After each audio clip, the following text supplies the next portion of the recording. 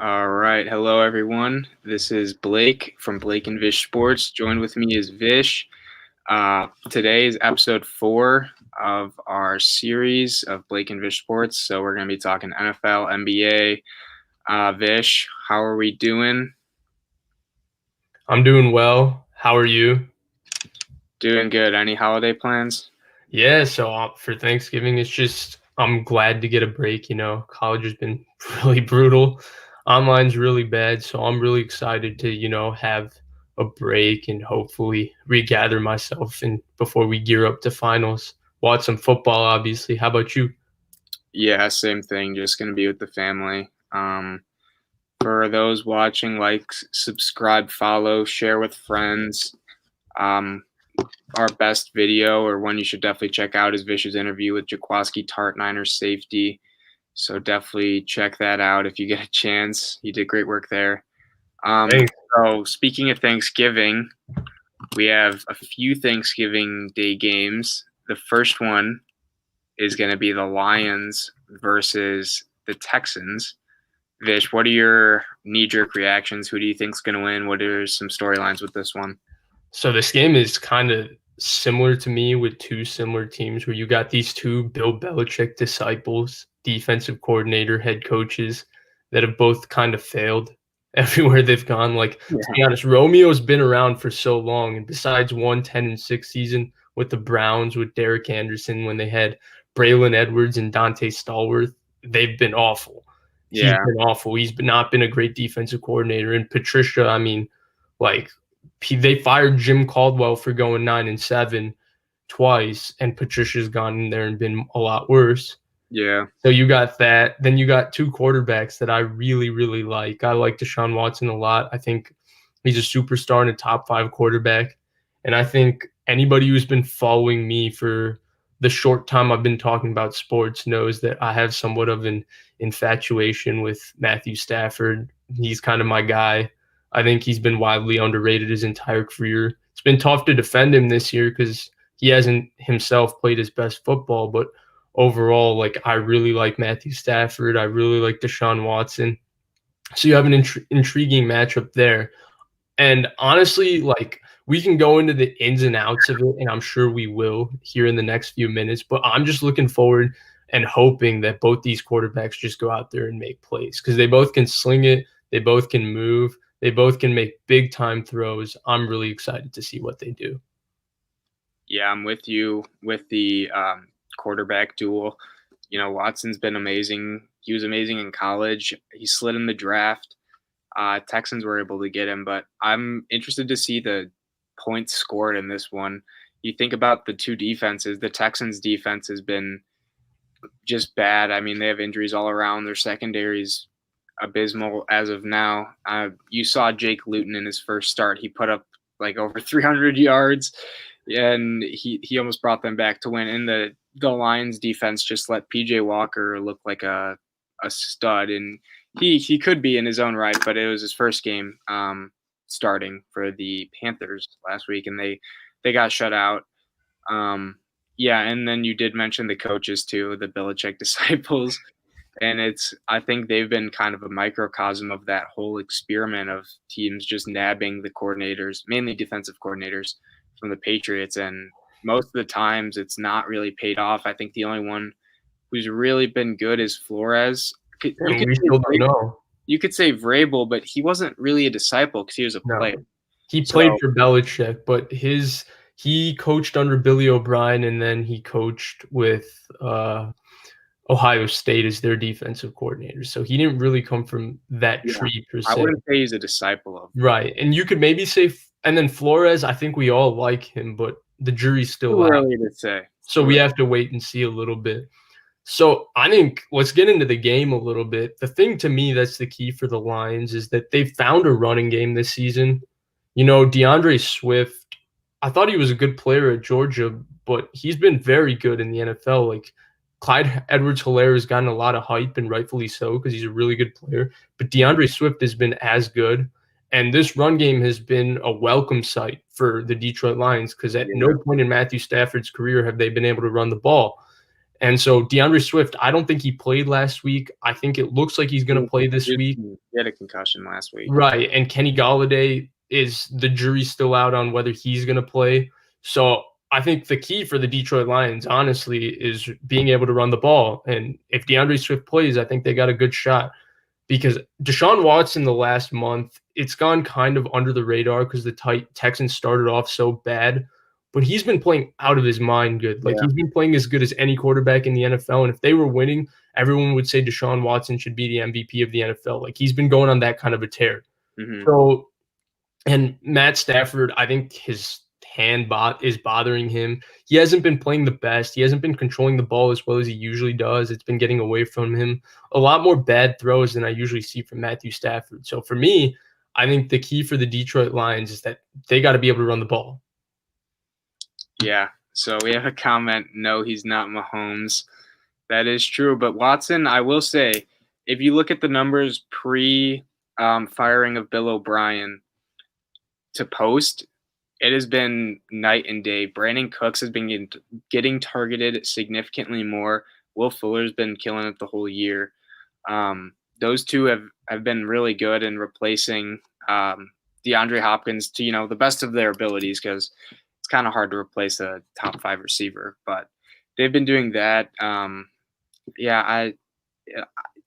It's tough for them because seeing Watson with the team that they had around him before, I thought it was a lot better than what it is now. And it's tough to say, but like, he should leave.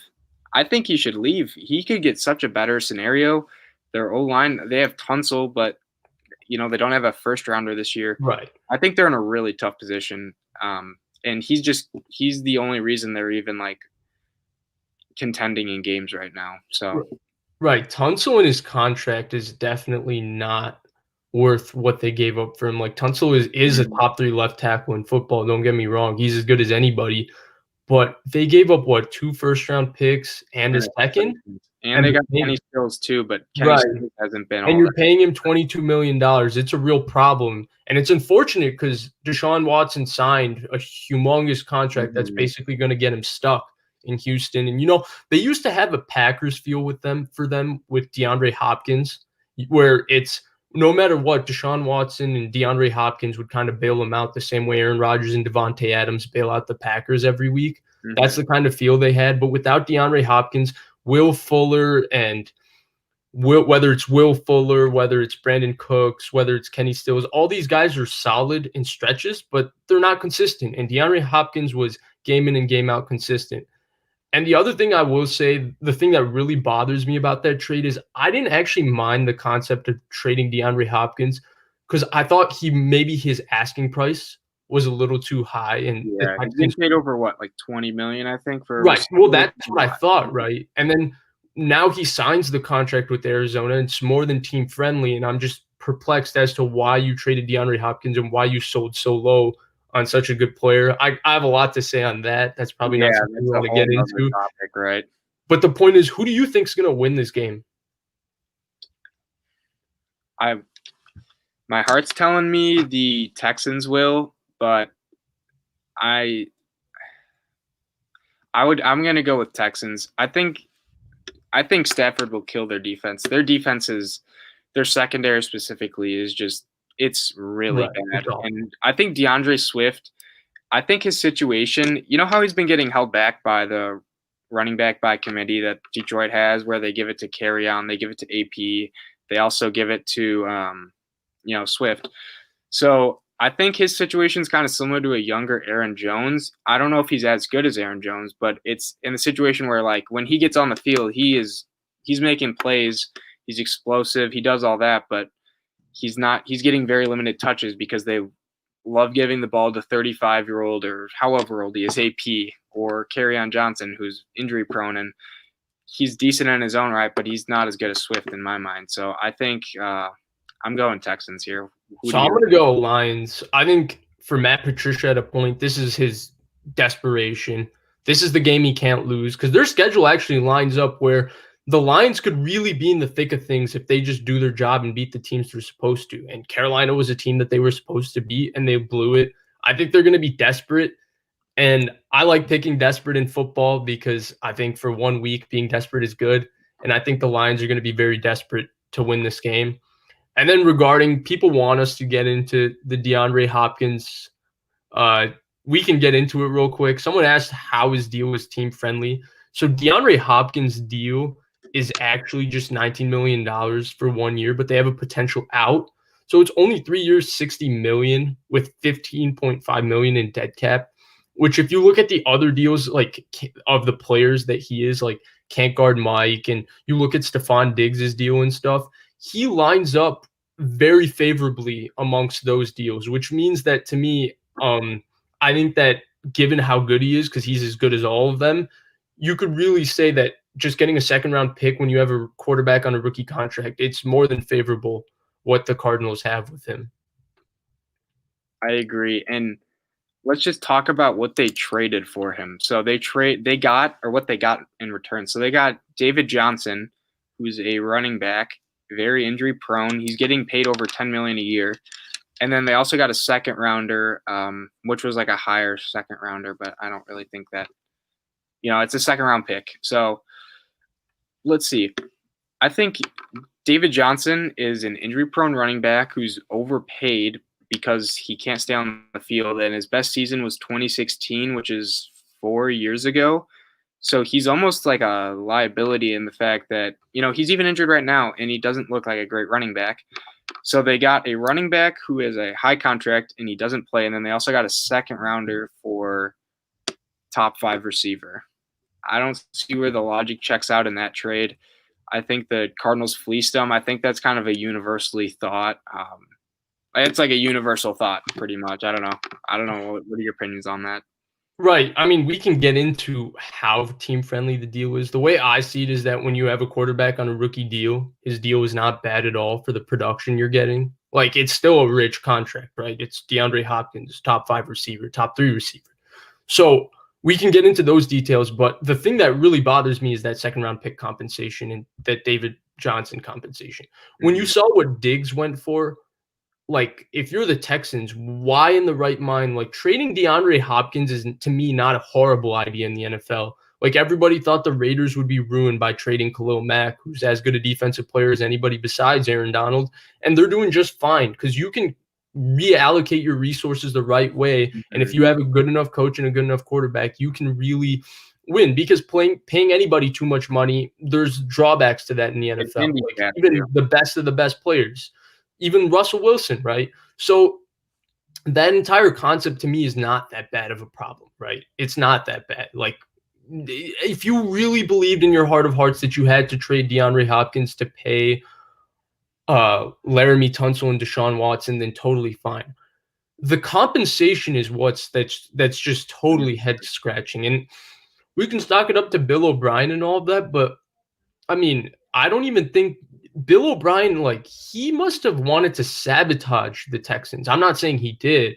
I'm just saying the compensation that they got feels that way, because I feel like even the worst of GMs could get a first-round pick for a player like DeAndre Hopkins. Yeah, like we've been saying, the compensation is just – I mean, it was kind of mind-boggling reading it at first. Like, what does Bill O'Brien just watch some 2016 David Johnson clips and he's like, I need this guy on my team.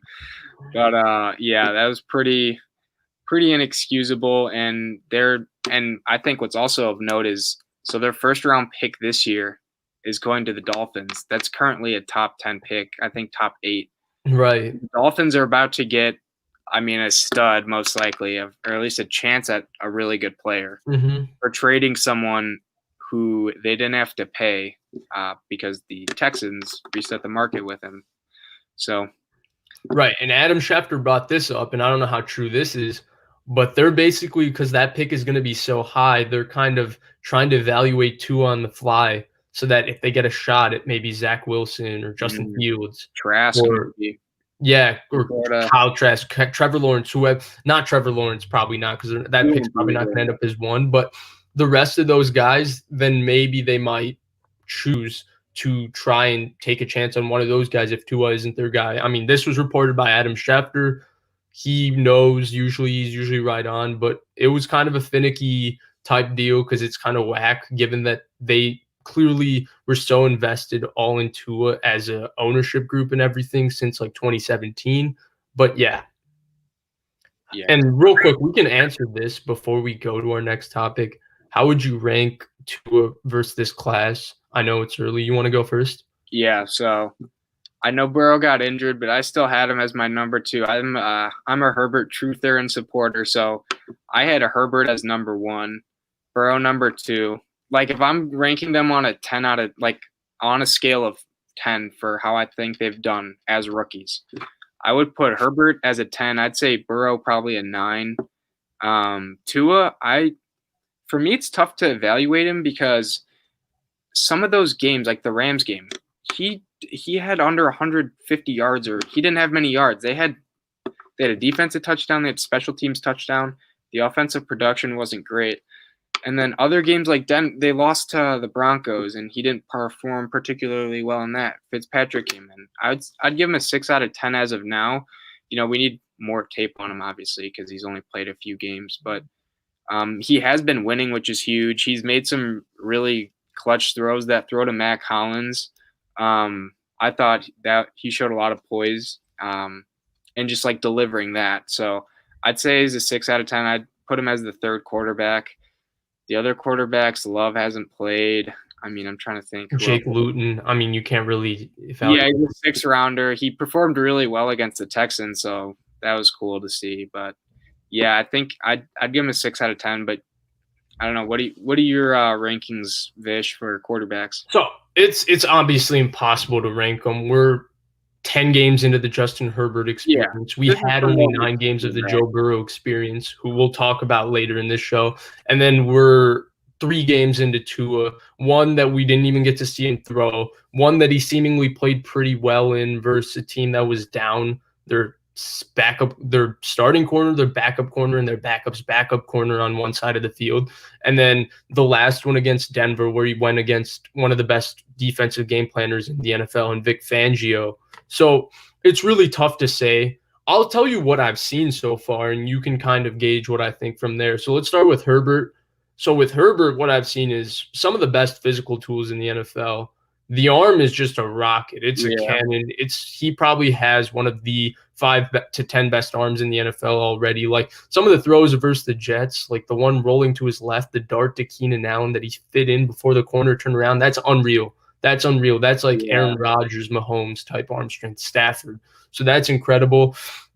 He's incredibly athletic for his size. He seems to be a pretty smart decision maker. You rarely see him throw the ball where it's like, oh, that was a rookie decision. He moves well in spite of being kind of crippled by a bad offensive line. He moves around and operates well. He has scary confidence. Like, I didn't see this when I watched him at Oregon, but his confidence is scary. Like, he really believes in himself and believes he can make every throw. So I think Herbert looks every bit the part of special. Like, this looks really, really dangerous. We'll see how it goes. Obviously, we're only 10 games in, and the thing with quarterbacks is that you need a large sample size before you can even define what a guy is. I mean, remember like he looked like MVP, and now he's leading the league in turnover or interceptions and fumbles. So to your point. Right, and Niners fans know. We thought, like I definitely did, because Colin Kaepernick's physical traits were certainly that special. I thought he was going to be the next superstar, and he kind of faded for reasons that were due to him and because of obviously the Niners situation with the coaches they hired and all of that. So there's a lot of detail that goes into quarterback play that's beyond just the player itself. With Burrow, I saw the same kind of scary confidence. I mean, he carries himself like he's the man. And he has, very professional, really smart. Like, again, same thing with Herbert. You rarely ever see him make bad throws where you go, that was a rookie decision or that was a bad throw. He's incredibly accurate, extremely good mover in the pocket, really tough and gritty, such a battler. I mean, they were dropping him back 35, 40 times, and he was getting hit 10, 15 times a game, and he would keep getting up and keep making them battle in games they clearly had no no business being in. So he definitely looks special in that sense. The only thing I would say between Burrow and Herbert is that Herbert is clearly the more physically impressive player. Like Mhm. Burrow's arm, while I think it's good enough to make every throw in their offense, it's certainly not Herbert's, which is one of the best Yep. arms in the NFL, and he's so accurate with it throwing down the field. Like his deep ball is insane. Burrow is a little more Burrow is super accurate, but he's not exactly what the physical talent that Herbert is. Like his arm has certain limitations, but he's still really good. And then here's my thing with Tua. So I didn't really like Tua that much before the draft. And it's not that he wasn't really accurate or he didn't throw with anticipation. Like he definitely did those two things. I just felt like their system, because they ran a lot of RPOs and he was really good at throwing RPOs, and the receivers he had with their speed and their ability to separate and the protection he got, and the fact that he kind of played like people thought he had this Russell Wilson style to him, but Russell Wilson is 4-5 times the athlete to his. So I thought he ran himself into injuries and stuff, which was a problem. Well, the first two games, I thought he looked as advertised, really accurate. He looks poised. Yeah. He looks smart. He looked prepared, and he did exactly what they asked him to. I thought the Denver game kind of highlighted his limitations because I don't think he has the world's biggest arm. And if he has to fit it into tighter windows with people with bodies all around him in tighter spots where he has to throw a guy open and stuff, we didn't really get to see him do that in Alabama. And I don't want to say he can't do that because there's no sample size to say he can't or can, because we didn't really see it in Alabama. And the first example we got versus Denver, we didn't get to really see that. So I'm excited to see what comes. I'm definitely a little lower on Tua than I am on the other two, and that's mostly because I didn't like Tua as much pre-draft, and I didn't expect Herbert to be this year one. Like, this is incredible. He already looks like a top 10 quarterback. So I'm honestly excited to see what happens, but that's my evaluation of the three. It's really tough to rank, but if you forced me to rank, I'd probably go Herbert, Burrow, Tua. Yeah, that was a good question, though. I think it's definitely like a really good topic to talk on because Herbert and Burrow have been like, I think if Burrow finished the season, he would be shattering some of the quarterback records, and Herbert's on pace to absolutely kill like the passing yards, the touchdowns, and other stuff like that. So he's been spectacular so far. Yeah, he's having the kind of season that like star quarterbacks would like to have. Yep. Real quick, we can just tell Andy we will be talking NBA later in this show, and we'll definitely be talking about it during the season. We love basketball. So let's go to the next Thursday night game or Thanksgiving game, right? This is the game like I usually eat my lunch during the second game because that's just what I do. But so the second game is the Dallas versus Washington football team game. This game is the most intriguing bad game, I think, in NFL history because you have two teams that are really duking it out to win the NFC East, but then you have these two horrible teams and this horrible division duking it out. So who do you think is going to win? My thing is I like the football team winning mainly because of the matchups that they have.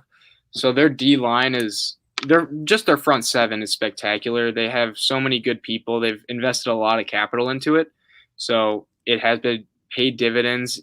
Chase Young's looking like he's going to be defensive rookie of the year, although I feel like there's not really any like superstar defensive rookie of the year compared to the offensive rookie of the year.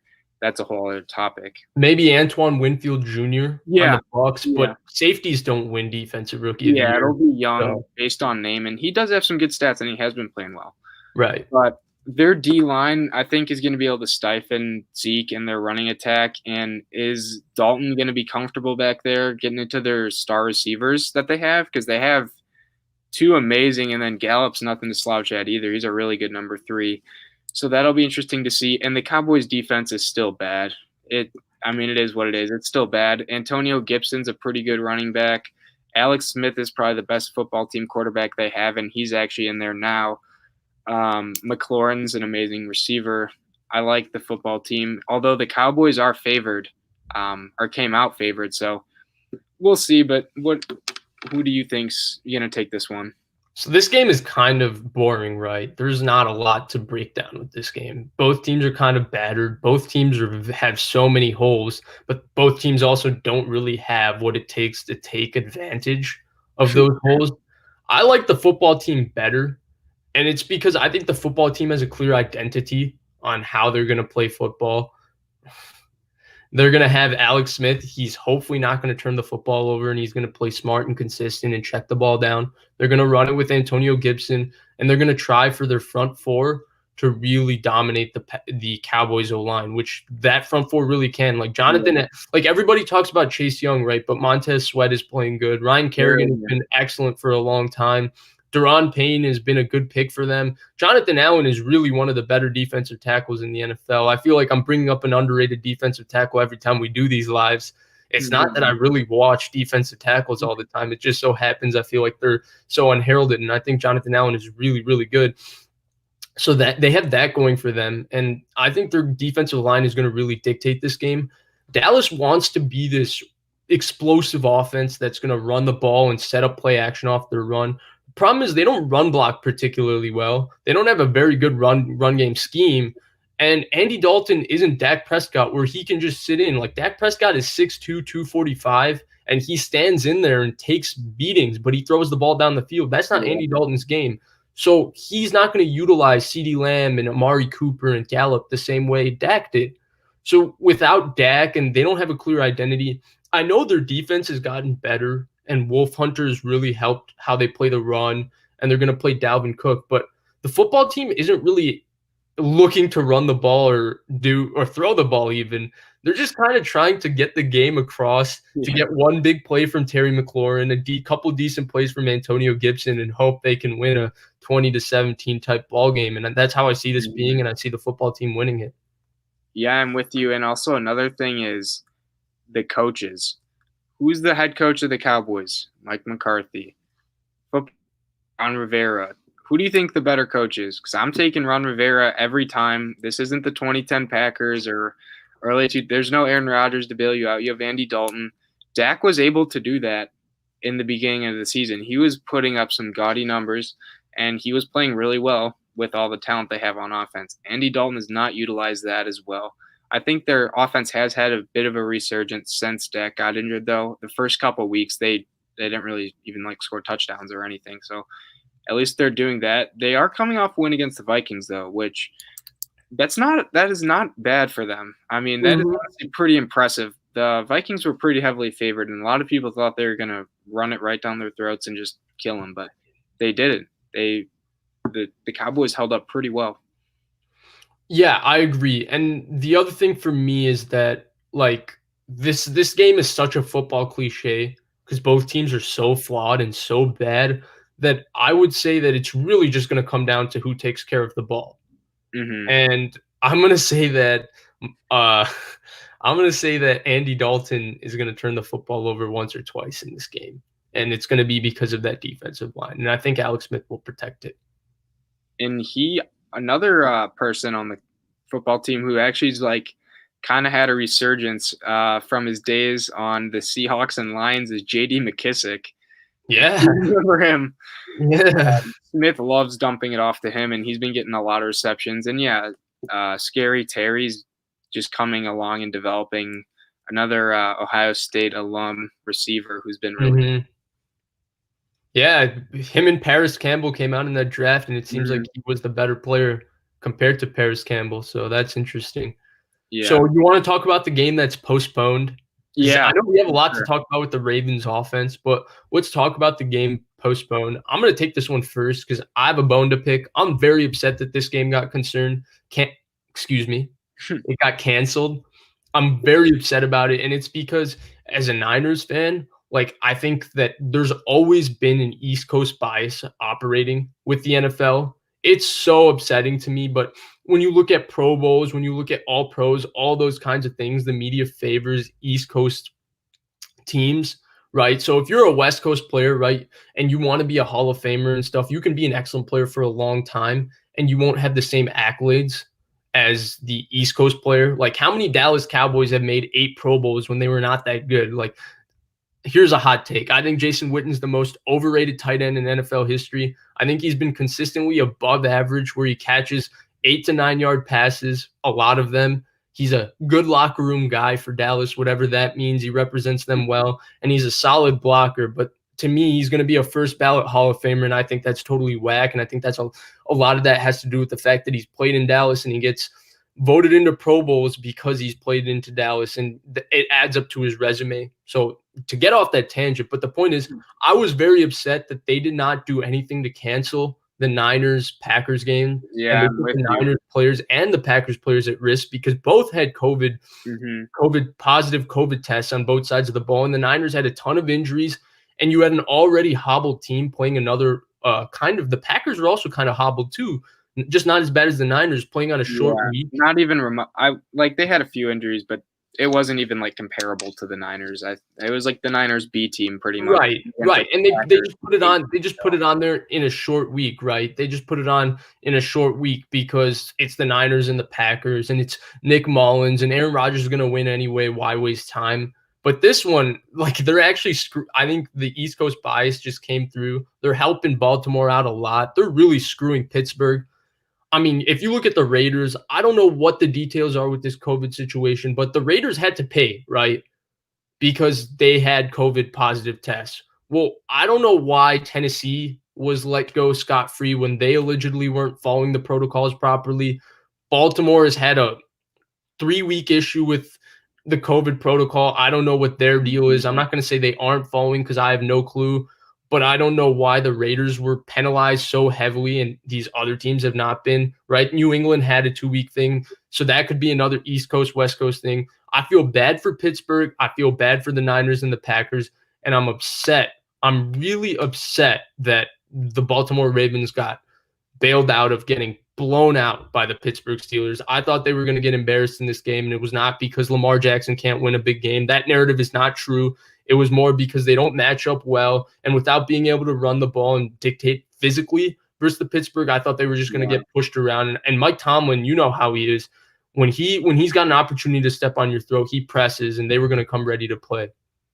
So I guess my take, I'll go with the East-West bias, and to add to that even more, how many times have you seen in the last couple of years a Cowboys-Giants or a Cowboys-Eagles or any NFC East game be the 325 primetime slot when the teams are either average or just not good? Makes no sense to me. So many, even that Niners and Cowboys game, that Sunday night game, if that wasn't the Cowboys and that was the Cardinals, do you think that would have been on Sunday night? No, probably not. And then also, what else was I going to say on that? There's a reason they call it the NFC least, not the NFC East. Those teams are bad, and they will get put on. They'll just get put on primetime just because it's American team, the Cowboys. Yeah, it's New York, it's Washington, it's Philadelphia, which I don't understand why it's a great football town. They seem to be a group of negative Nellies to me. No offense, Eagles fans. You all seem like good people, but y'all just hating on your team all the time for no reason. Yeah. But they're also the most talked about division, right? The media constantly is, well, Dallas is 3-7. Can the Cowboys turn it around? Yeah. What's going on with the Jets? It's like, who cares? Why don't you talk about Arizona that has Kyler Murray looking like the next superstar in the NFL? Yeah. And especially small market teams get hurt by it the most, but right. Not to get too into. Yeah. So my take on this game, I also think another reason it was postponed is because they have the 2 other games on Thanksgiving. If they canceled the Packers-Niners game, there would be no Thursday night football, and that's kind of a huge, that's a huge thing for them. They get a lot of people watching that because it's on a lot of TVs, so they're able to watch. But now they already have 2 games, so that kind of covers the status quo for their Thanksgiving Day football fans. Who I think would win this game, I honestly think it would be close. These teams always play each other close.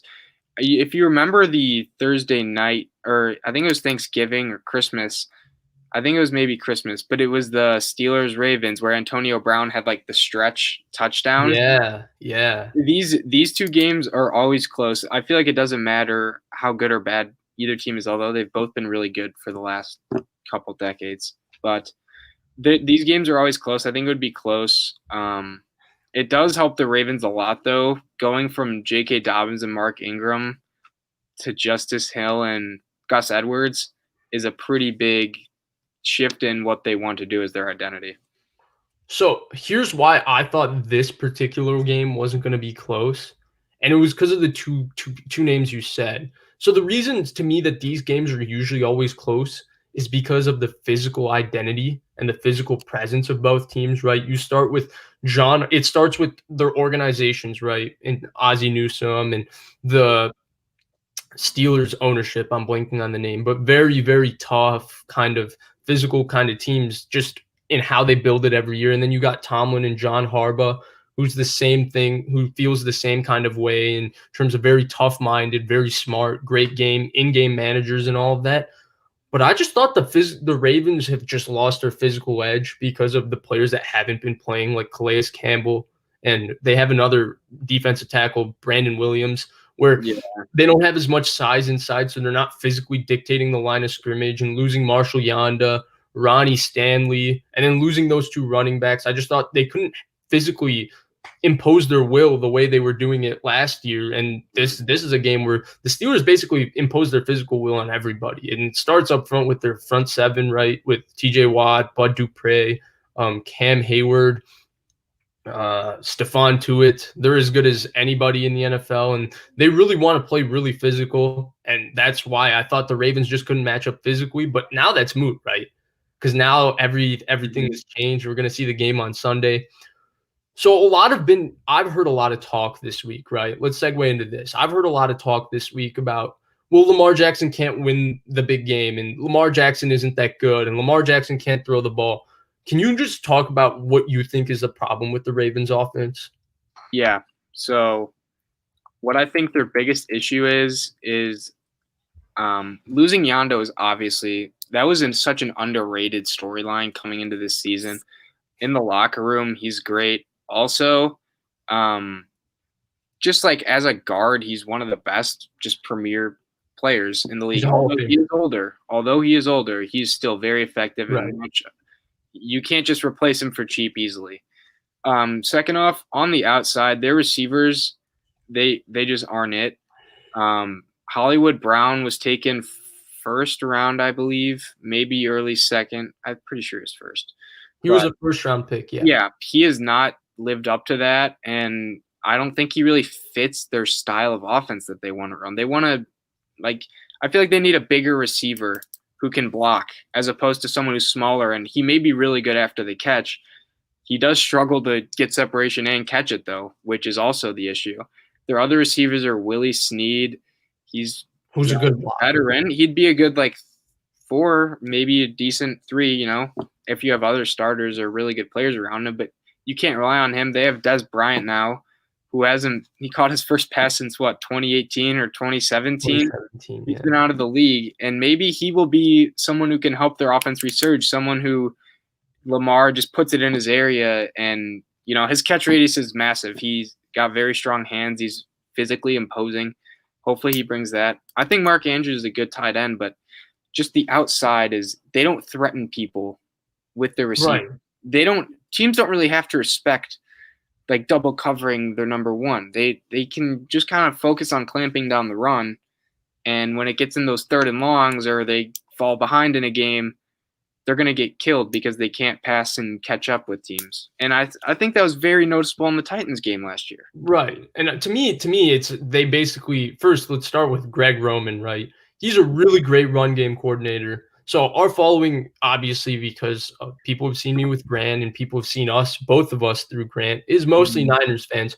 We know that Greg Roman isn't a great pass game coordinator. We complained about it for years when he was coaching Colin Kaepernick and Alex Smith. The pass game is it's so vanilla, and they don't do a lot of things with their pass game. And I think that really hurts Lamar Jackson because everyone says, well, if you make them drop back and throw, you can stop them. Well, to me, Lamar Jackson's a good decision maker and he's pretty accurate. Yeah, he has some limitations throwing the ball, but I don't think it's to the extent that people make it out to be. Their entire pass game is just throw the ball underneath to Mark Andrews. Like, that's not sustainable. They don't have any presence on the outside, like you said. Nobody wins on the outside. Hollywood Brown, to me, is like really good, but he's also like really fast and athletic, and he could be good in some ways. But he's 5'8". I think he's 5'8" or 5'9", 170 pounds. That's really small. That's not what a number one receiver in the NFL with big time outside presence can be. And I feel like his play strength kind of hurts him at times. And he's fast, but he doesn't feel Desean Jackson or Tyreek Hill kind of fast, where it's scary fast to me. He's more just like straight line, like 40 times insane, but he's like in and out of cuts. He's not like Tyreek where he's just going to go at 100 miles an hour and then cut on a dime and beat you on the outside. Like, he's not that type of speed. Right. And now we got someone going at Lamar, the chokes in the so first with Lamar Jackson, I think the choking narrative is just so whack. Like, as a rookie, he lost the playoff game. Whoa, choker. Just write him off. You lost a playoff game as a rookie. The only thing Lamar Jackson has struggled to do is that they haven't beaten the Kansas City Chiefs with his time, when he's been the quarterback. In the first year, they had a fluke. Mahomes had a fluke play to Tyreek Hill on 4th and 10 that they lost on that. So he would have already beaten the Chiefs as a rookie if it wasn't for that, and that had nothing to do with him. Football is a team sport, and the Ravens themselves have gotten beaten by the Chiefs all 3 years. I think Lamar Jackson is a good quarterback. I think they have problems on their team that go beyond him. I think they can't throw the ball on the outside, and when I look at Lamar, I think his arm is strong enough where he's not going to be like Aaron Rodgers throwing on the outside, or Russell Wilson, but he can probably do it just enough. But they don't do it all. I think there's a lot of limitations in their offense that go beyond Lamar Jackson. I agree, and I think another thing too in that Titans game, you could say he choked. In any game, is it a good idea to have him throw 50 times? I don't think it is. I think it's better to try to run the ball and catch up that way. I think that was a bad game plan, having Lamar throw for 50 times, something he hasn't done before. And sure, if you want to say that's a limitation of his, that he can't win throwing 50 times, sure, you could say that. There's also only a handful of QBs that can be effective doing that. I think getting him out of the pocket, getting him in open field is better. And same with Hollywood Brown. I think, imagine if he was on like a team like the Cardinals. Do you think he would be good? Because I think he'd be a whole lot better on the Cardinals than he is on. He would fit what they do better. He would fit what they do better. Exactly. I just don't think Hollywood Brown really fits the offense too well. Go ahead. My bad. Yeah, I was just gonna say, like, Lamar throwing 50 times is probably not the best recipe to win, and that's what happened in the Titans game. I think they should have kept running with him and their really good running backs, but. Right. I'm a mute point, but the Titans game should have been like the Niners NFC Championship game versus the Atlanta Falcons. Everybody remembers this, right? Julio Jones has that historic fourth quarter, and I'll always remember the camera clip. Your Niners are down. Frank Gore telling Jim Harbaugh, "Calm down. Let's run the ball. Let's do what we do." That's what the Ravens should have done. They should have done what they do. They should have just stuck to their identity, which is running the ball. But I don't think it was a choke on Lamar. Like, Lamar didn't have his best game, but they didn't play well as a team. And we've seen this before where teams dominate the regular season and it feels so easy and they come out in that first playoff game and have a rough game, like your Packers in 2011. The 15-1 Packers lost to the Giants. We saw the New England Patriots that were 13-3 in 2010 lose to the Mark Sanchez-led Jets, the team that lost to the team that went to the AFC Championship for the second year in a row. So we've seen these kinds of things before. I just don't understand why with Lamar Jackson, everybody just has to call it choking. Like, we haven't even gotten to a sample size where you can say, like, he lost a playoff game as a rookie and people want to call it a choke. I don't understand that. Yeah, he's in his first 2 years. And, he only played half the season his rookie year too. But, yeah, I think we're both, I don't know. I'm pretty high on Lamar myself. I think, they've been figured out a little bit, but hopefully they retool in the offseason because they do have a lot of talent and they definitely have potential to compete in the AFC. I agree. I think they have a good coach. I think their team this year, it's unfortunate to me. Oh, I'll answer this question actually.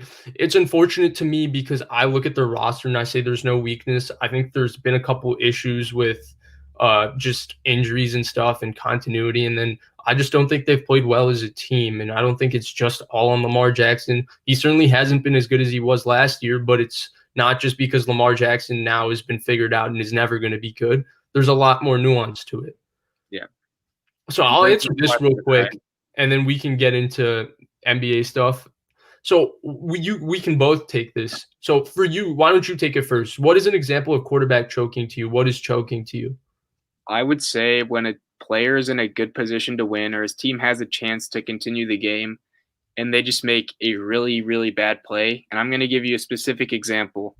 So being a Packers fan, watching Brett Favre, it was tough seeing him go to the Vikings, although I wasn't able to watch too much of him. Let me bring up that Saints and Vikings game. It was the fourth quarter, I believe, and he threw in a cross-body pass, and it got picked off by the Saints. I think it was the end of the fourth quarter, right? Right. I think it was overtime to Tracy. Or maybe it was overtime. It was one of the two. But, like, that would be a choke. Your team is going to lose the game because you made that a cross-body pass that was unwarranted and unneeded. That would be a choke. Having a quarterback throw 50 times in his second year against a team that went on to the AFC Championship, they beat Brady, but I guess no one cares about that.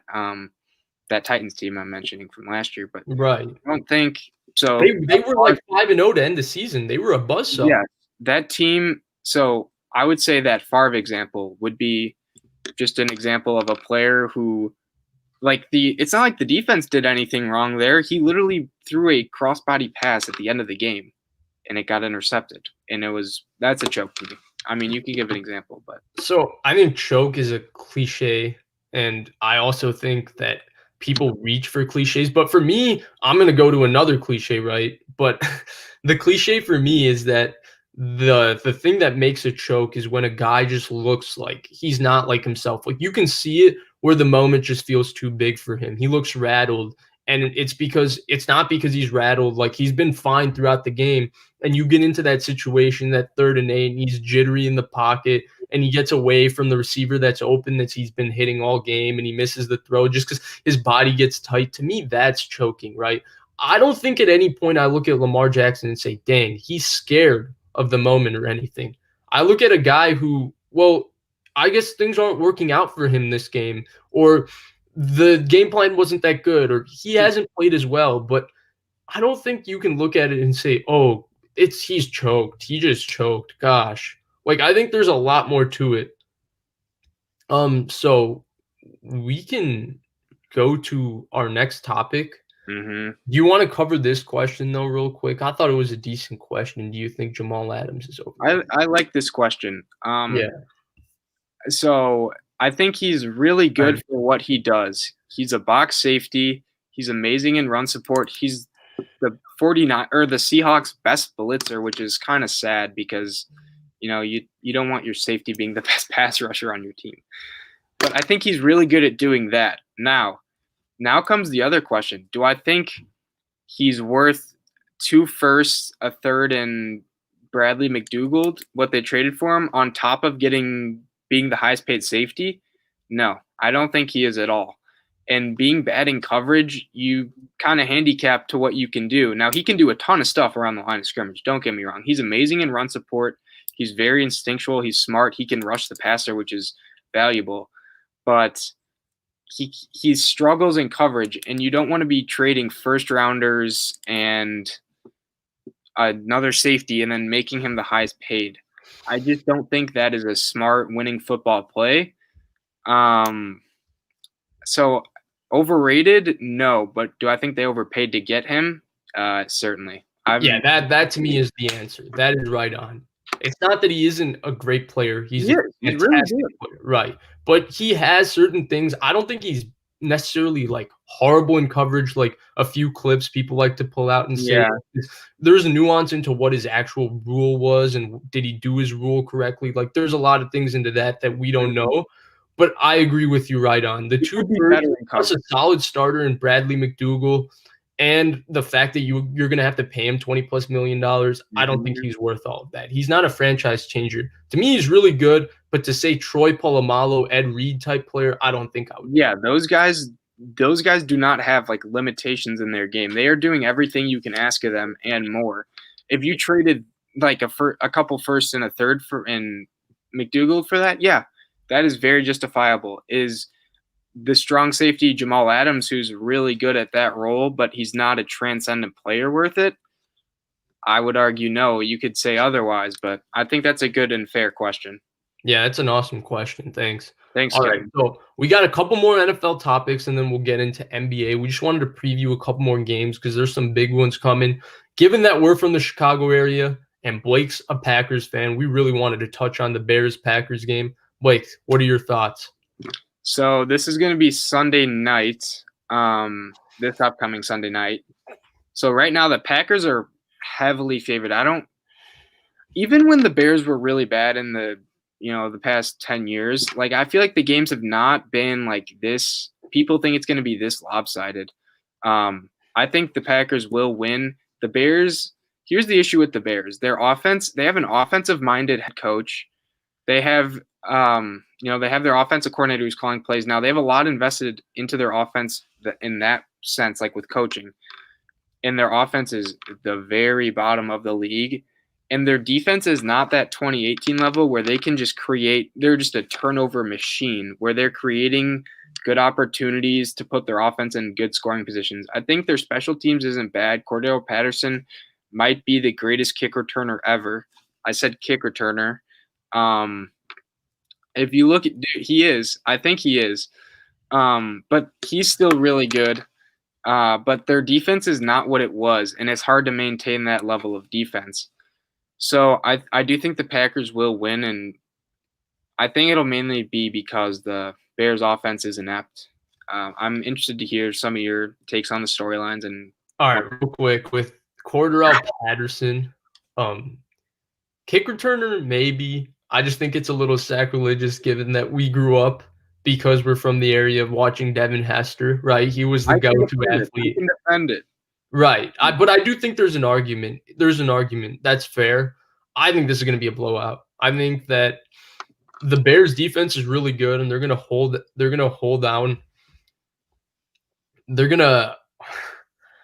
on to this game as long as they can. I just think the Bears offense won't be able to do anything. It's a horrible offense. They have nothing good besides Allen Robinson and maybe moments of Anthony Miller. I don't think the coaching is good.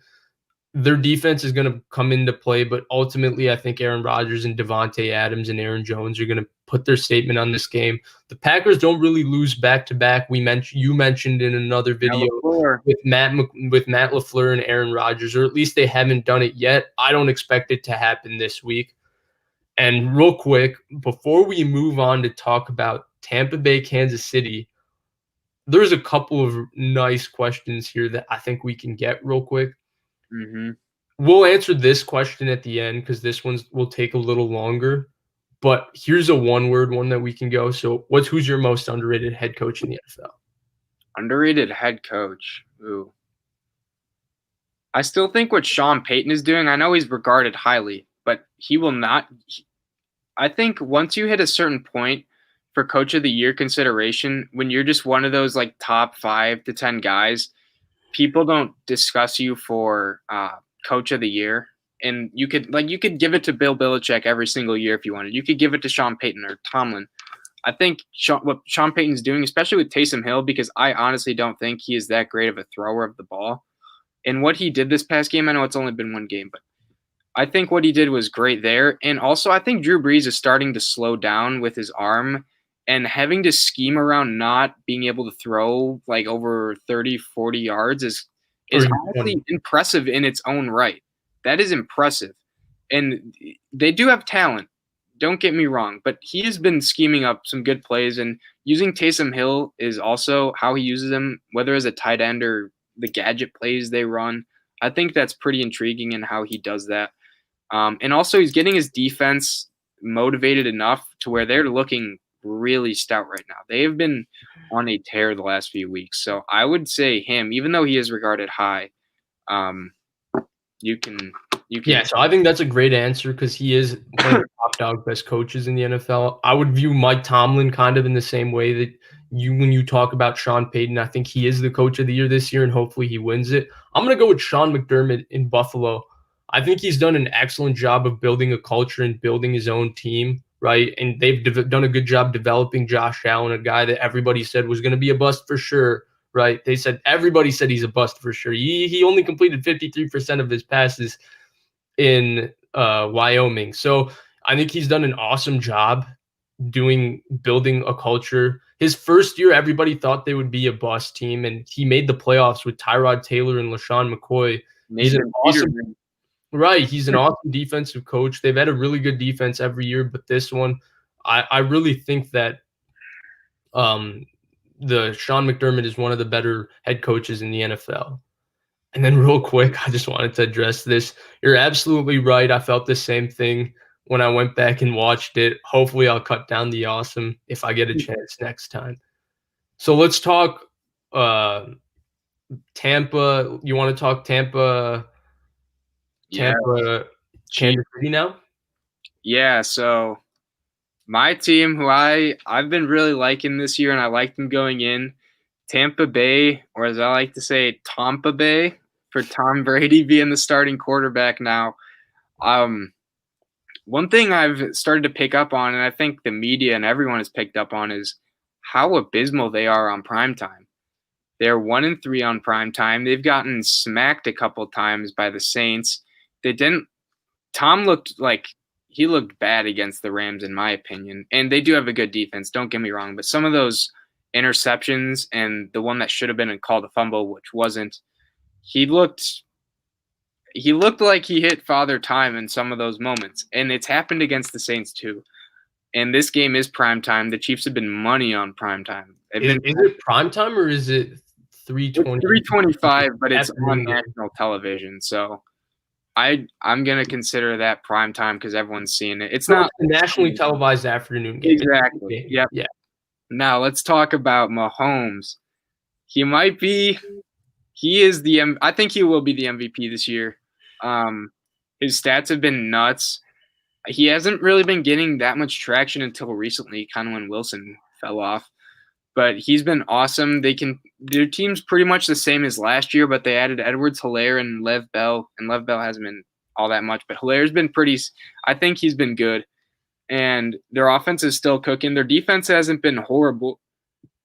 They've been fine. I think they're definitely going to win for sure. I had that that's one of my best bets in the betting video, which just got released today. So check that out. But yeah, I think I really like the Chiefs in this one. And before I let you guys, I just want to say this one thing. The Buccaneers defense, they run a lot of zone, and Jared Goff was killing them. He was actually he was slicing them up.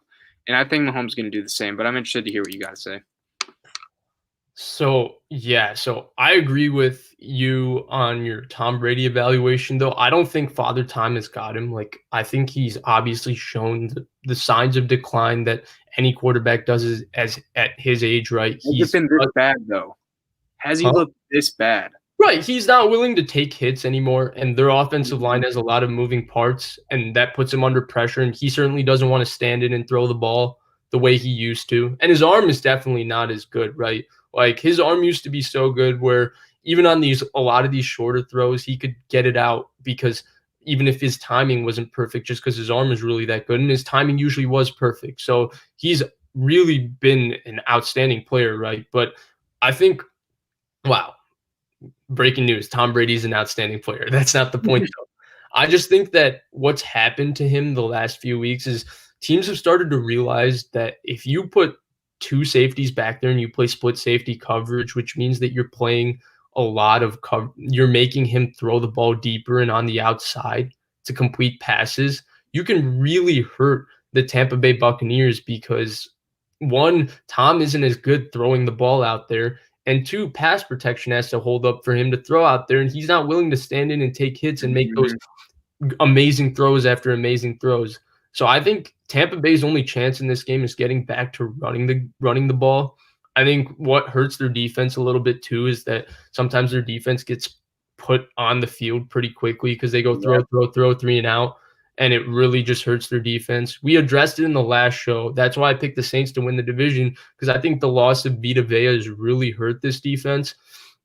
Their run defense is still really good, but it's not historic like it was with Vita Vea. Yeah. And they struggle in pass coverage with a banged-up secondary. Like Carlton Davis, their best corner, is playing hurt.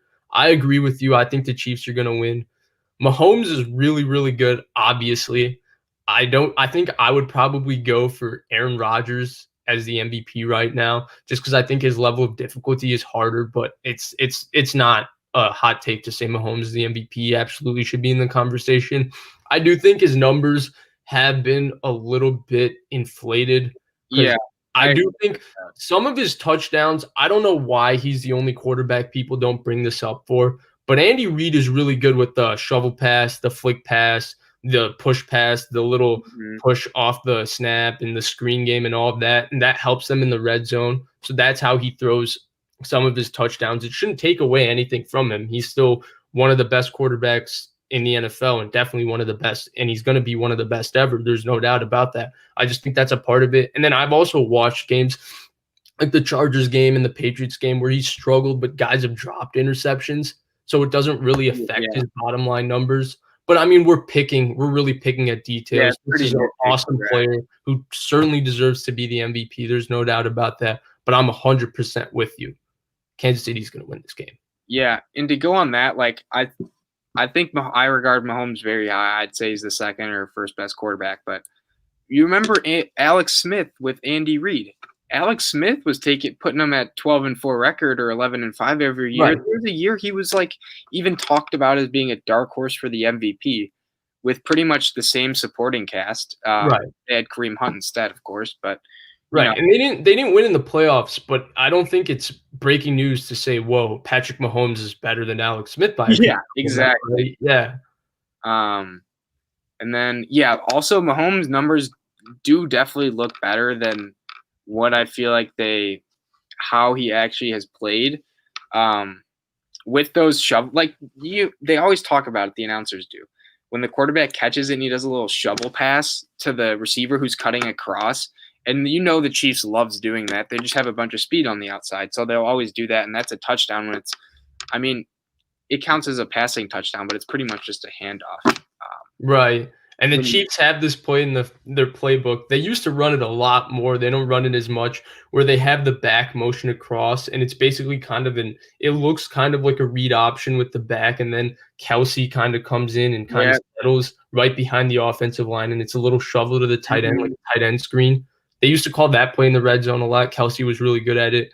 But again, we're picking at individual plays and details. Mahomes, we definitely regard Mahomes as one of the best quarterbacks in the NFL. Blake thinks he's the MVP. I think it's Rodgers, but if it's Mahomes, I wouldn't be upset. So let's get into NBA, right? I'm really excited to talk NBA. We had a lot go on the last 2 weeks with free agency. So Blake, who's your winners of NBA free agency? So I have a couple. I'm going to talk about my first one, and it is the reigning champs, the Los Angeles Lakers. I think they improved, definitely improved, but I think really seeing how much they improved. They got a bench big who can score, or if you want to start him, either or. With Montrezl Harrell, Dennis Schroeder he can run their offense if LeBron needs to come out, which he will, because let's be real, he's getting older and he's not going to be like 2016 LeBron where he's going to play 46 minutes in the playoffs. I don't think he can do that anymore. He has a lot of mileage on him.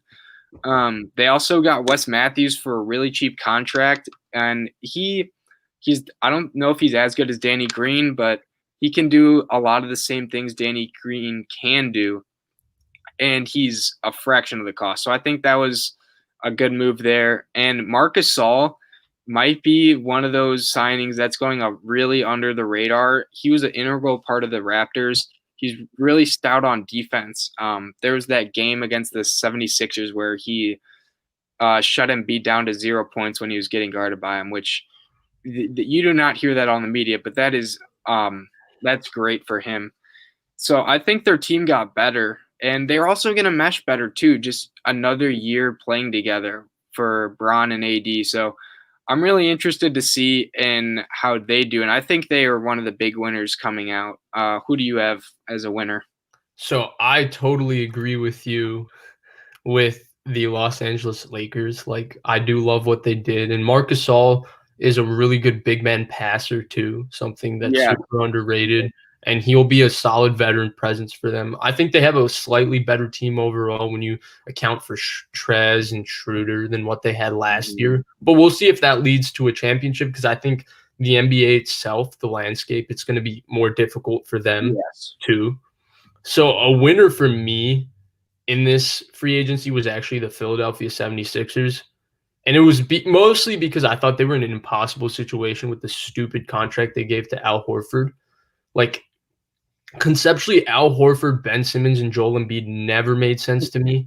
That's like that floor spacing is reminiscent of my Pistons with Josh Smith, Greg Monroe, and Andre Drummond. Like, that's not going to win in the modern NBA. No. And I really like Ben Simmons and Joel Embiid. I really do. So I really thought putting Al Horford next to them was just criminal, and it really affected them. I thought moving off of that was great. I thought Seth Curry was a good get. I think they needed shooting, somebody really reliable to shoot from three. Josh Richardson can shoot, but he's very streaky. He's not like a knockdown shooter, you know? Right. So Josh Richardson isn't the greatest shooter. And so I think Seth Curry helps a lot. I mean, he's statistically like the second greatest three-point shooter of all time, percentage-wise, right, to Steve Kerr. I think Steph is like third or fourth, which is insane given his attempts and difficulty of attempts. Like, that's just unheard of. But Seth Curry is really good. And overall, I just think their team got better by losing Al Horford and now really being able to space the floor around Joel Embiid and Ben Simmons. And Danny Green, to me, was I'm not the biggest Danny Green fan, you know. I think his defense is overrated in the sense that he plays solid defense in the regular season, but athletically and physically, he gets kind of exposed in ISO situations in the playoffs. Because he plays hard, but if you go back to his Raptors days, like, he was the worst defender of the five they had on the floor, and that's because they had five All-NBA like type defenders, and he got picked on. Like, the Philly series, Jimmy Butler really put that thing on him because Kawhi took Ben Simmons. Not to get on a tangent, but I don't really like Danny Green that much, but compared to what they had, I think Danny Green really fits the mold of player you need around Ben Simmons and Joel Embiid. And speaking of defense, Ben Simmons is one of the best perimeter defenders in the NBA. And Joel Embiid, when he wants to, is as good a rim protector as anybody. So they're going to be a good defensive team. And I'm excited to see where they go from here. For sure. I guess I'll get into one of my other winners, and it actually involves Al Horford, and the current team he's on is the Thunder. So I think, again, I know we talked about this in our last episode, I think episode 2 that we were together, but Sam Presti has an obsession with getting future first-round draft picks. He will do anything to get future first-round draft picks. The amount, I don't know the exact number, but it is double digits for the next like 6, 7, 8 years. So I'm excited to see what they do. And they have a ton of those assets, and they're doing something which NBA teams have been, I think it's becoming more popular, at least, where you trade for an expiring contract that is probably overpriced for the value of the player. And then you also get another asset in return, like a first rounder. And so they did that with Horford. They've done that with Chris Paul. They did that with Westbrook. So they've been hoarding picks. I'm just excited to see what Sam Presti has up his sleeve with that, because they've also drafted really, really well too. They drafted 3 MVPs in a row, and I know they were all top 5 picks, but not every top 5 pick turns out to be really good. So I think they have a really, really bright future with that trade.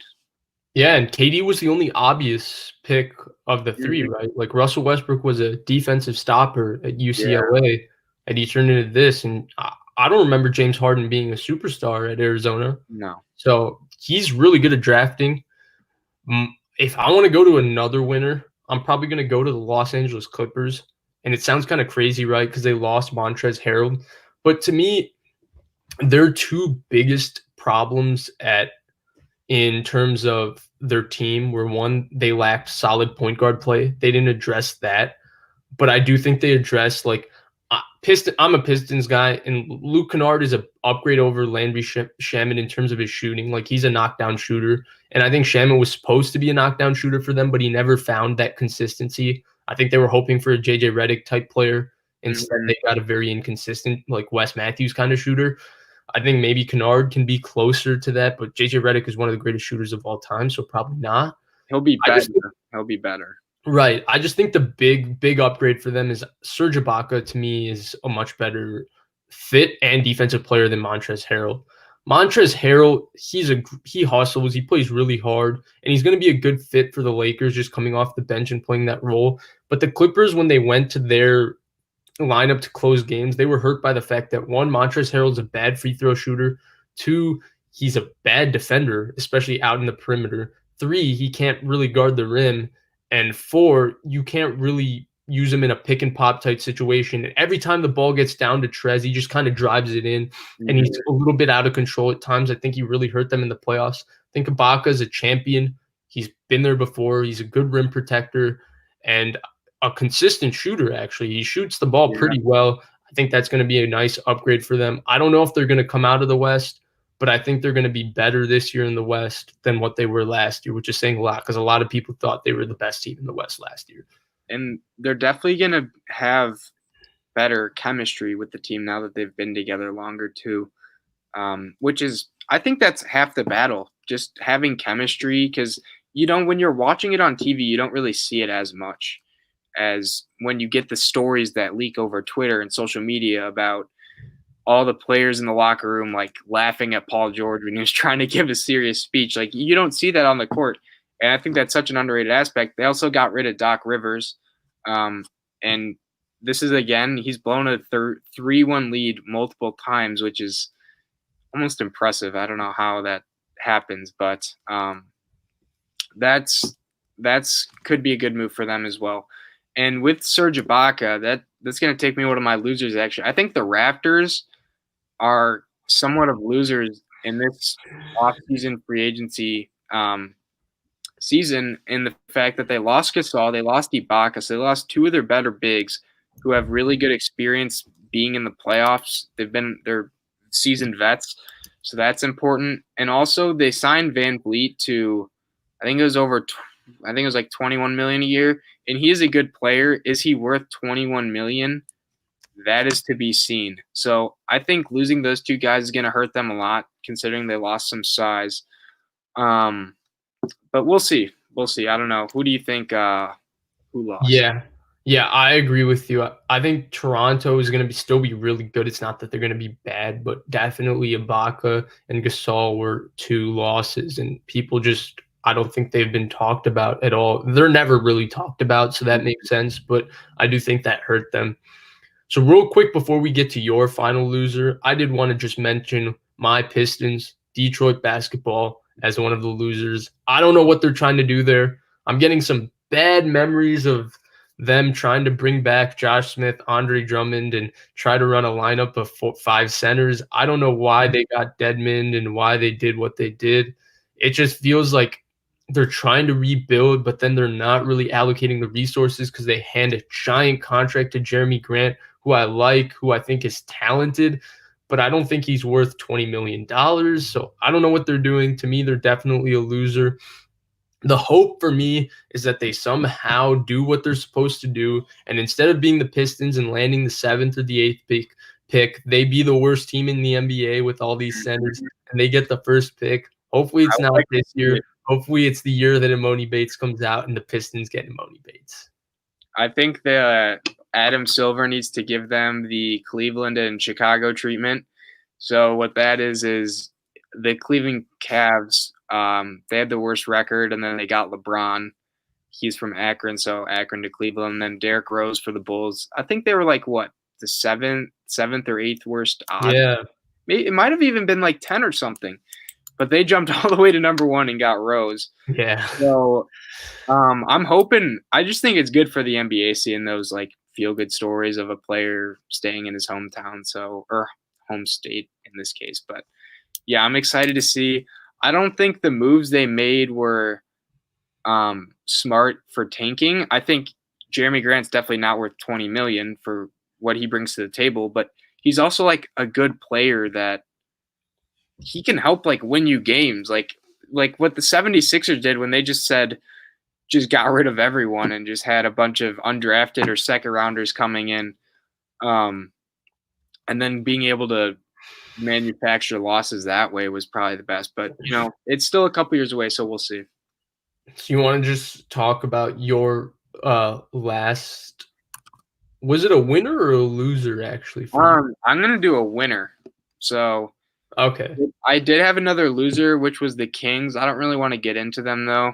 I don't think De'Aaron Fox was worth a max, but I think they were forced to do it. So that was that. Now Warriors, I think they're looking pretty solid with some of the moves they made, considering the fact of Clay's injury, which we want to talk about later. But they were able to get Kelly Oubre for a future first, which is probably going to be a later in the draft first, so it's not really that valuable. And Kelly Oubre is a good scorer. I think he's a capable defender, and with the Warriors system, he'll slot right in pretty nicely. And also James Wiseman, I think he plugs in just perfectly for their team. Having a traditional center next to Draymond is always good. And then if they need to go to that small ball lineup with Draymond at center that they used for years, they have that available too. But I think Wiseman has really good potential to be something that Steph Curry's never had, and that's like a top 10 center. I can't remember in his career when he played with a center who has the potential of Wiseman. And Oubre is still good. I want to hear what you think about. Yeah, so with the Warriors, with Wiseman, I think it was a good get. I think they do need a center. I think without Kevin Durant, like when they played their best basketball, they had Bogut, and I thought he was a big loss for them when they did lose to the Cavs that year. And Bogut did all the little things right. He was a good rim protector, very tough-minded, excellent screen setter, terrific big man passer. I don't know if Wiseman fits that exact mold, but he's something that they can definitely use to help them win a ring or help them at least get back into contention.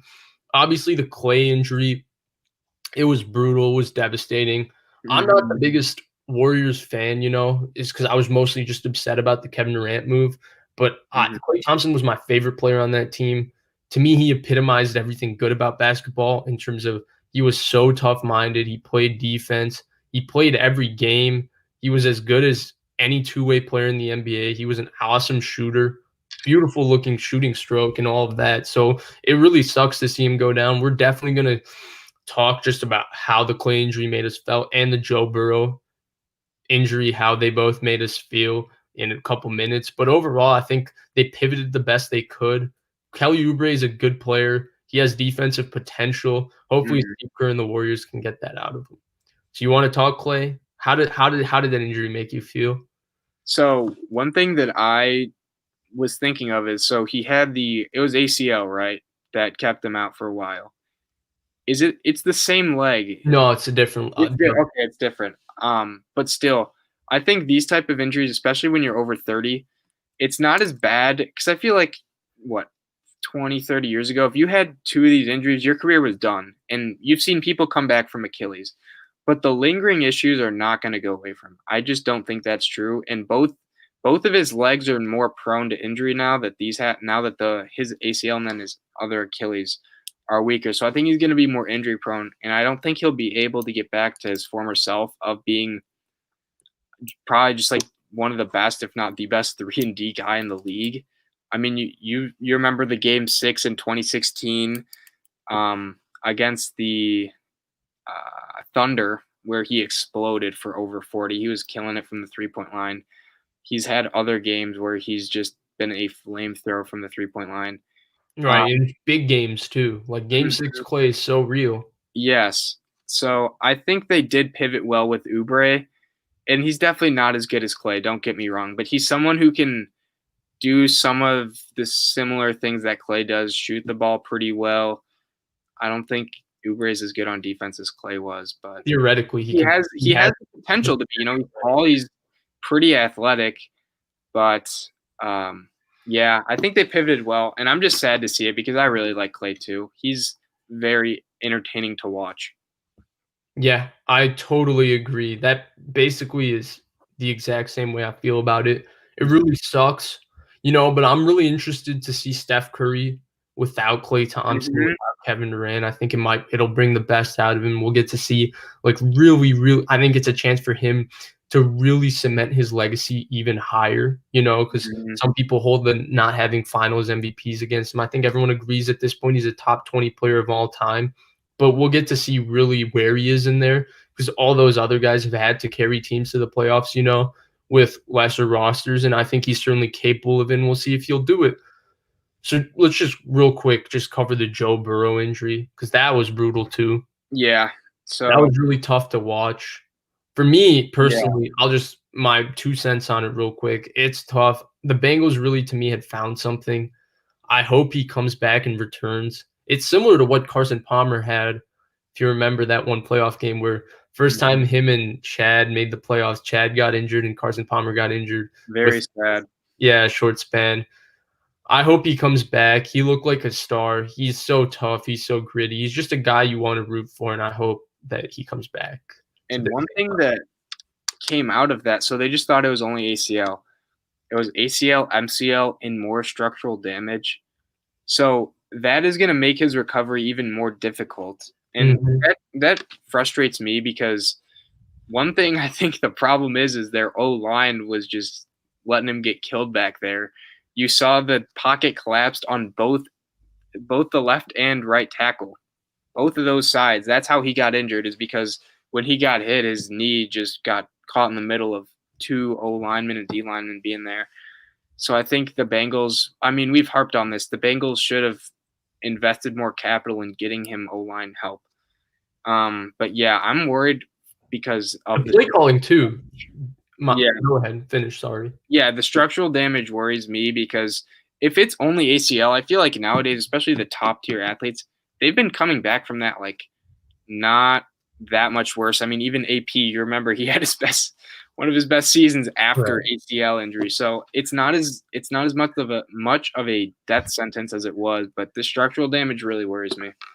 Yeah, I basically agree. And with the Bengals, I'll say this, like maybe they should have invested more, but more than that, I think the biggest problem is that you had this star young quarterback and you never protected him by having any semblance of a run game. You were dropping him back like he was a prime Peyton Manning every single play and basically saying, go win the game for us. And I mean, with no protection, it seemed like he was set up to get hurt. A lot of people said he was going to get hurt, and unfortunately, he got hurt this serious. I hope he comes back because I really like Joe Burrow. We even talked about how it's kind of reminiscent of Andrew Luck in his career and how that was your point. You brought it up. Yeah, how he was kind of in a pretty similar situation behind a bad O-line getting killed every time he dropped back. They didn't have a run game much. And right when he leaves, of course, their O-line is just like one of the best in the league. But yeah, that's sad to see. And did you want to do questions now? Yeah, so guys, we can take a few questions. I know a few of you have stuck around the whole time with us. We really appreciate that. Again, please like and subscribe to our channel. Please share our content if you get the opportunity. So we'll take a few questions before we call it. You can ask away anything you want.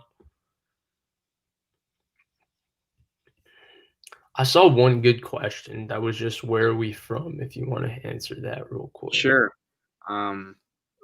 If I find it, otherwise we can just wait for the next question. Yeah, it doesn't. Here I found it. So, where are we from? We're both from Naperville, Illinois, which is like 40 minutes from Chicago. We grew up like 5 minutes away from each other, known each other since elementary school. Yeah, I mean, Vish pretty much just covered it all, but yeah. Yeah. Any other? There's one I liked from Greg. He said, "Do you like Ty Lue more than Doc?" What is your opinion on this, Vish? I don't like Doc. So yeah, automatically.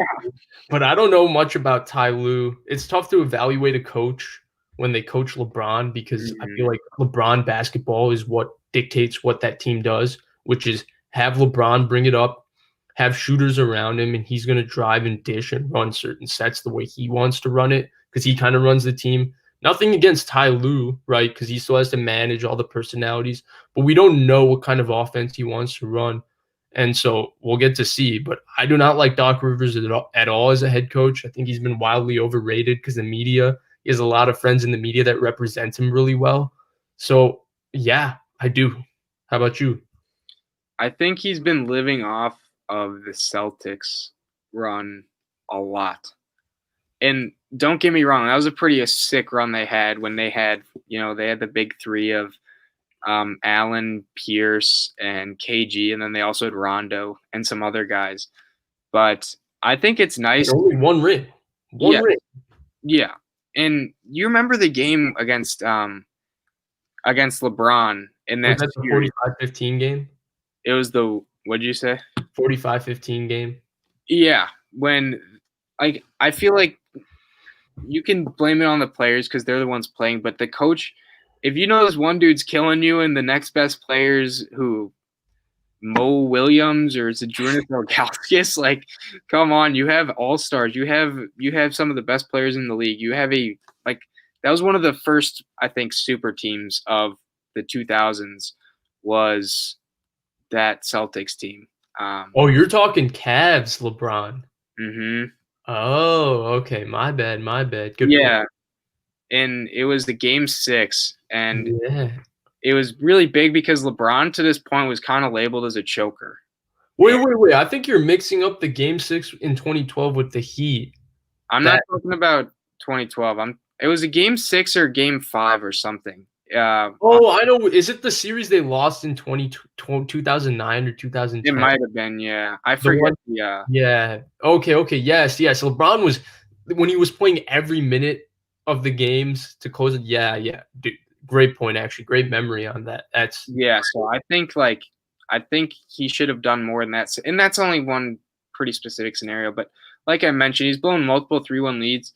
Having new blood in I think in the major pro leagues is something that doesn't really happen much. You see NFL and NBA coaches just get recycled nonstop. But Ty Lue he was a coach previously, but it's not like he really got a fair chance after LeBron left the Cavs. So I'm interested to see how he does. Yeah, and then the other thing with Doc is I don't think he runs an offense. What does that mean? I don't think they run any sets to enhance the position that their players are put in. Like with Kawhi Leonard this year, Kawhi Leonard is not a point forward in the sense that he can initiate your offense and be your primary scoring option. That's not his game. He needs someone to bring it up and get him the ball in certain spots where then he can do what he does. Well, their offense was essentially your turn, my turn between Kawhi, Lou Williams, and Paul George. That's not going to get it done. I think winning only one ring with 3 Hall of Famers, maybe 4, depending on how you feel about Rajon Rondo, just is a testament to how Doc is really not the coach that everybody wants to say he is. He's a good coach, but he's not a great one by any means. And remember, too, when Kawhi was at his best, who were the people taking up the ball? Kyle Lowry, Tony Fred Parker. VanVleet. Yep. Right. And they're Elite point guard play. contributors. So I kind of wish he would have stayed to see how they would have done, but yeah, right. Right. Feel the same way. So, Blake, a little background on this question. So, Grant and I this Monday, we did a show with a 49ers legend cornerback named Eric Davis. And basically the big takeaway from that show was that there was a former 49ers safety named Merton Hanks, who's, I don't know if you know him, he was known for kind of a wacky chicken dance.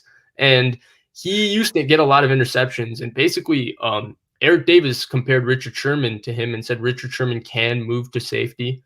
So here's my take on this, and then I'll let you go. Sure.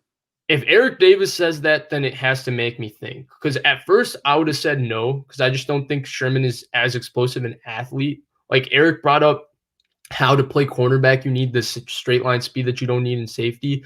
But to play cornerback the way Richard Sherman plays it in a zone defense where in this defense, he plays the field side corner, but he's an outside corner that plays match zone coverage. So he's always using the sideline to protect him. And Richard Sherman usually plays over the top. It's press bail. So a lot of times he's not having to shift his hips and man and flip his hips and run 30 yards this way, 30 yards that way, which is what he would be asked to do as a safety. So that was my original opinion. I think Eric Davis saying that made me wonder a little bit. Like, Sherman's a good tackler. He's also really smart, and he recognizes route combinations extremely well. And as good as anybody in NFL history, he is one of the greatest corners ever. And all those things I mentioned that he's not the best at now, like, he was amazing at all of those things when he was younger. He's just older. And so maybe he would give up one or two big plays because of waning athleticism, but maybe he would cause one or two more turnovers because he recognizes instinctually route combinations and he jumps them. I don't know where my thoughts are on this. I don't have a clear clarity, but there's a lot to break down, and that's just my take of the entire situation. You can draw the opinion you want from there. So with Sherman, I'm thinking of other cornerbacks to safety switches, and I think of the traits they have. One, they have to be pretty good at tackling. I think Sherman's a good tackler. They have to be really knowledgeable on the game. Like, they're not just relying on athleticism. Like, they are smart. They can diagnose. Sherman can definitely do that. And Sherman is also, I think he's a pretty good ball hawk for the most part. You know, he's made a lot of plays over his career. And one person I'm comparing him to is who recently made the switch is Logan Ryan. He was from the Patriots. He moved to the Titans. He's on the Giants now. And he's the safety, and he's been pretty good this year as safety. And you think of other players. Remember, Devin McCourty was a corner until Bill put him at safety. Right, he was his first year. Devin McCourty played corner. Yeah, and he's been just such a reliable, above-average safety for Hall of Fame type safety. Even he's played that kind of level. Yeah, he's really good. I think Sherman could make the switch. I also think it depends on the scheme the defense is running, because if they're relying on him to make open field tackles all the time, that could be a recipe for disaster due to athleticism. And if he's having to cover, say, slot, he's better against like bigger receivers where he can be more physical as opposed to a shifty guy. So that's just from my perspective and seeing some other players similarly, but I could see it definitely. I mean, sure, it's Richard Sherman. You know, he's one of the best corners. I mean, of the last decade ever, even. Right. So we can take this one real quick. Who do we see going to the Super Bowl? So I can do a who I want and who I see. I want the Pittsburgh Steelers to win the Super Bowl. Who I have going to the Super Bowl is probably going to be Kansas City and New Orleans. Blake? Yeah, I like Kansas City to go back to the Super Bowl. The NFC is interesting to me. I say this. I think the Saints. I've been thinking the Saints every single year, and they let me down every time. They literally just let me down every time. They could have definitely gone when they played the Rams. You could say the refs kind of hurt them in that way. Next year was the Minneapolis Miracle, so just another complete meltdown. They had the game against the Vikings last year where Danielle Hunter was just killing them over and over and over. And their O-line is good, and Breeze did not look great in that.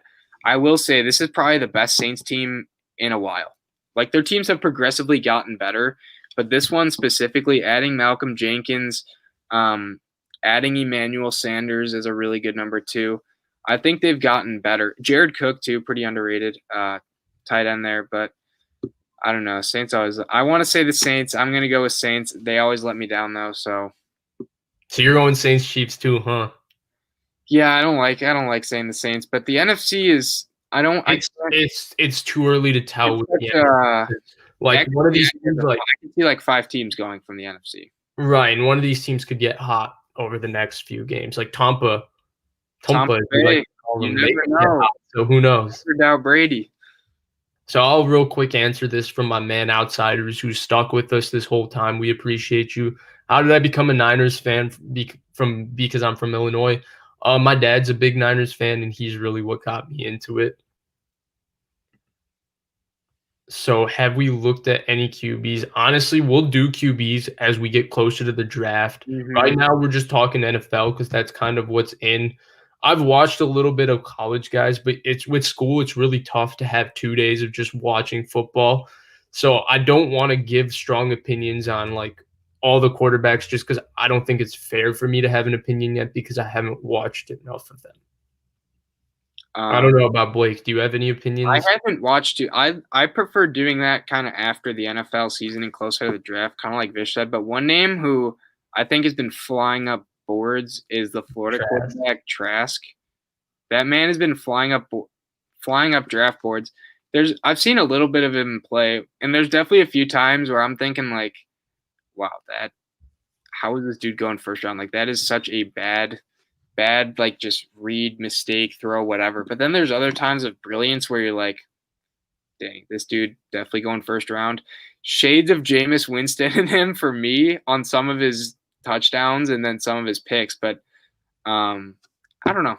I haven't really dove too deep into the topic yet. So I know I see a lot of people asking about the Ravens, how we feel about that. We actually did talk about it earlier in the show. I definitely ranted about it a little bit. So this broadcast will be on our YouTube channel. For some reason, it gets stuck under the live stream category for 24 hours.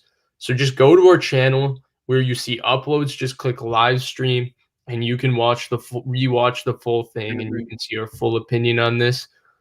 Also, like, subscribe, and share if you get the opportunity. We appreciate all of you. Oh, also, we like releasing individual clips. So if you missed the live stream and you want to watch like a specific part, for example, where we talk about the Ravens offense and the game, we try to post those individual clips too, so you're not just like digging through the live stream. So we try to get that out in the next few days. Are we still on Periscope? No, not for now. We're just doing YouTube. But eventually I think I'll stream it to my Twitter and YouTube. There's a couple finicky things with the broadcast that we found weren't working. So we're just broadcasting on YouTube for now. So just keep an eye on my Twitter. I'll tweet out the days we're going live. Like we're probably going to go live on Friday again to break down what happened on Thursday and all of that. So just keep an eye on my Twitter and join when you can. We can probably take one or two more questions. If anybody has any, just put them in. Otherwise, we'll just call it. Thank you all for watching. No more questions, guys? We'll give it maybe 30 seconds.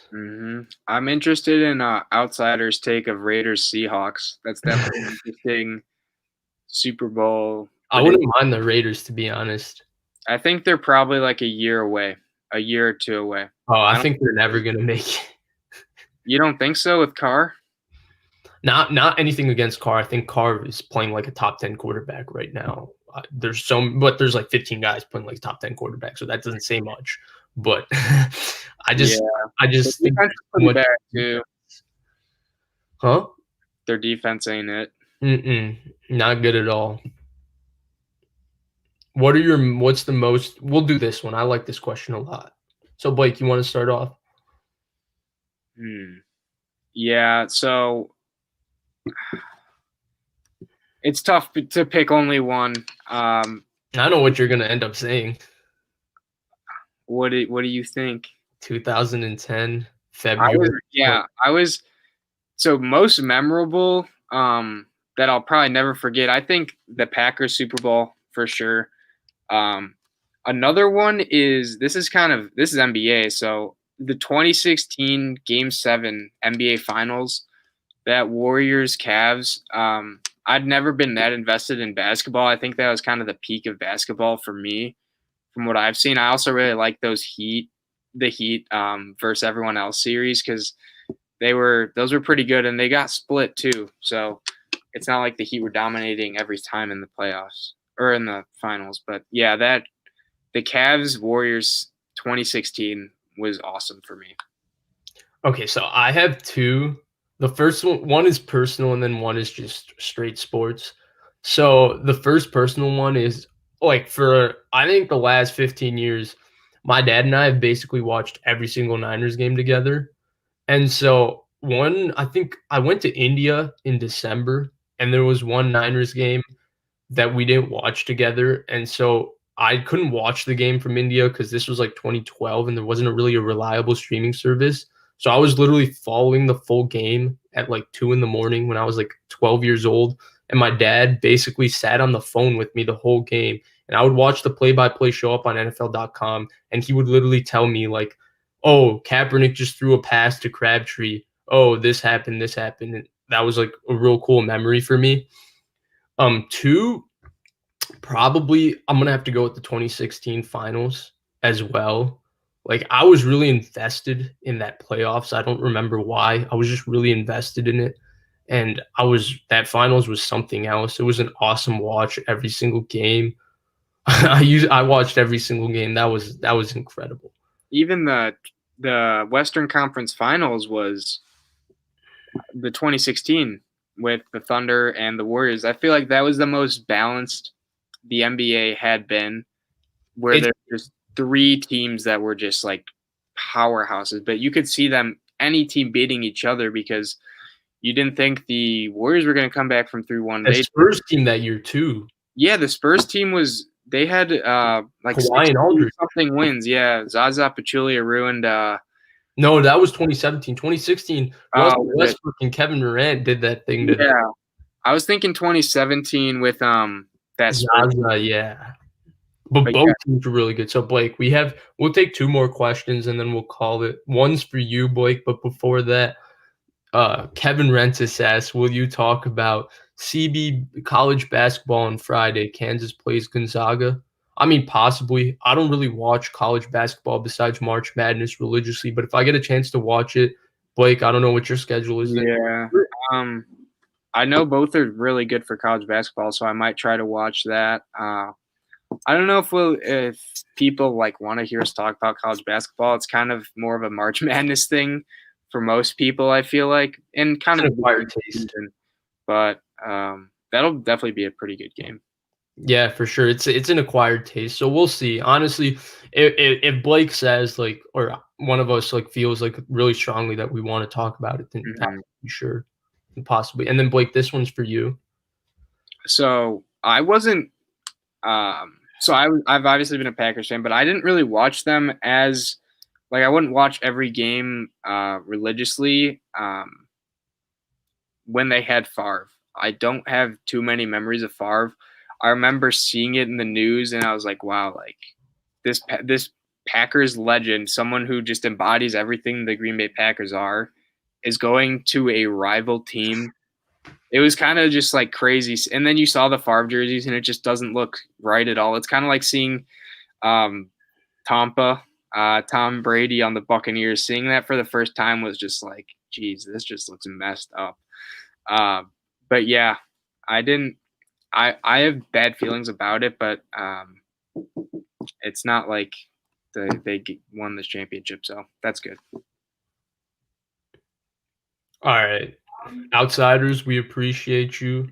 Greg, thank you. It's our goal. We're just trying to take our conversations that we usually have and put them on a broadcast, and we're glad you enjoy them.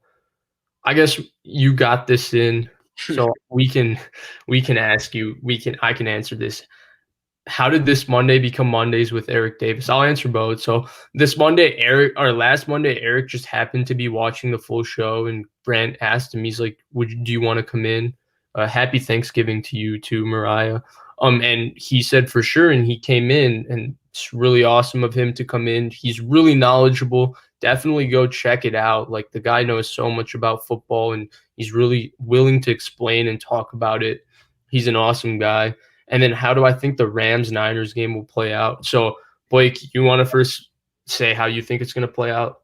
Yeah, so I kind of previewed this in the betting video too, but I think these teams play each other pretty closely. I don't have many memories of like either team steamrolling each other. Even when the Rams were at their worst when they had Jeff Fisher, they just drafted Bradford. Their team was led by Steven Jackson.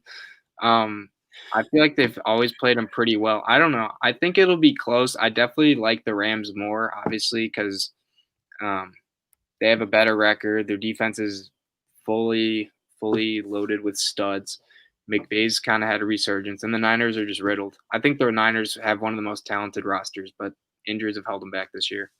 Yeah, I'm with you. I think it's gonna be a one-score game, but the Rams are gonna win comfortably. I Mhm. think the Niners coaches are gonna have an outstanding game plan, and they're gonna come ready to play. I just think the Rams defense, their defensive line is gonna overwhelm the Niners a little bit, Who's gonna and who's I gonna think Nick block Mullins is gonna Donald? turn the football. Huh? Who's gonna stop Donald? Well, they did a really good job last time, but I don't know if they can do it again. And I think Nick Mullins is going to turn the football over, which is kind of a recipe for disaster because this Rams defense is very opportunistic. Mhm. And then before we go, this is the last question we'll take. How often will you guys stream?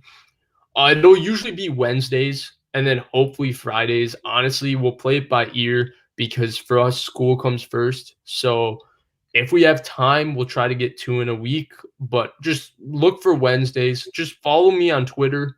I'll put my Twitter's in the description. I'll post whenever we're gonna stream. Blake will definitely do a one betting video with Yeah. Nick Nassos every week. Do check them out. They do a really good job breaking down every single game, and they do a lot of research. Definitely check out that video.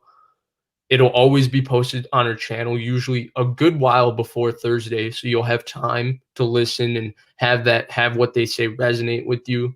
Otherwise, usually Wednesdays, just keep an eye on my Twitter. I'll tweet out anytime we're about to stream. Thank you all for watching. Please do like, subscribe, and share. And thanks. Yep.